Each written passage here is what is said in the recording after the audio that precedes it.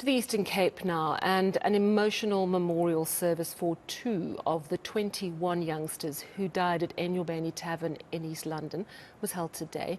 Tomorrow, a mass funeral service will be held for the victims of the tragedy. President Cyril Ramaphosa expected to attend that. eNCA senior reporter Aviwe Mtila has been on the story. He joins us now. Aviwe, thank you very much. So, 2 of the youngsters, there was a special service held for them.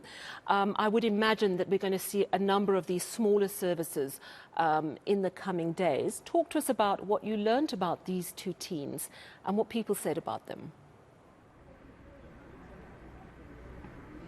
Sally, in all my years as a journalist, I've never seen such devastation. The community of Nompumelelo is reeling from the pain of losing their 2 daughters in their community hall, Sally. And as it was full, some of the people standing, there wasn't a dry eye in sight. I remember even catching up with the family of Esina Kosanahana, who says that they are still seeking answers to what led to the death of their daughters. So the memorial service held today was held by the Sikikamba Senior Secondary, where these 2 teenagers went to. There were matric learners there, and they were described as being the jovial people, very smart people, always were full of life and lively, as some of their friends were sharing. But it was really a somber mood, Sally, as these 2 teenagers were remembered. You remember that the majority of the teenagers that passed away at eNyobeni just over a week ago are not residing in Scenery Park.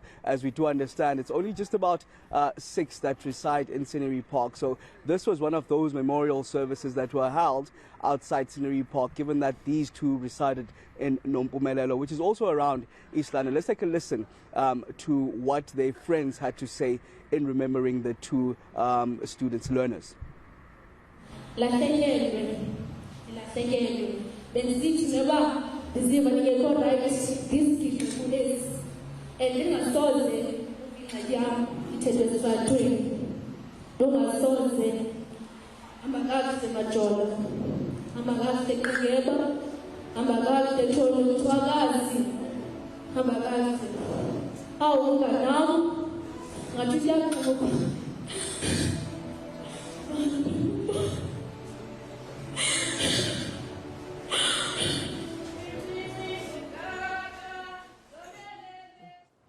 Yeah, it's grueling indeed. And Aviwe, tomorrow when this mass funeral is held, I can't even begin to imagine how devastatingly difficult tomorrow is going to be for family, friends and the community at large.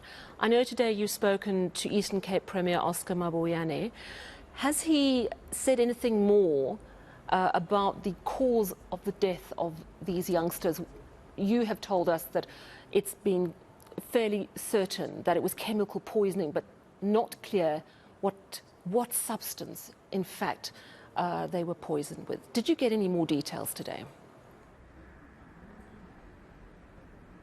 Sally, I caught up with Premier Oscar Mabuyane as he was just leaving a meeting with the top brass of the South African Police Service happening at the Cambridge Police station there. He did indicate that they are in the know-how. They do have some sort of clearance as to exactly what happened, but he doesn't want to divulge as yet, as we do understand that could be possibly divulged in the funeral itself. Even Police Minister, in a clip that I got from one of the police communication heads in the Eastern Cape, suggesting that even though the toxicology report itself might take months to pinpoint exactly what led to these deaths, they will somehow give some sort of feedback to, we understand, the families. As we do understand, Sally, over the last week and a bit, the families are still in the dark as to exactly what led to the deaths of their 21 teenagers. But we caught up with the Premier Oscar Mabuyane, and this is what he had to say just around what led to these deaths.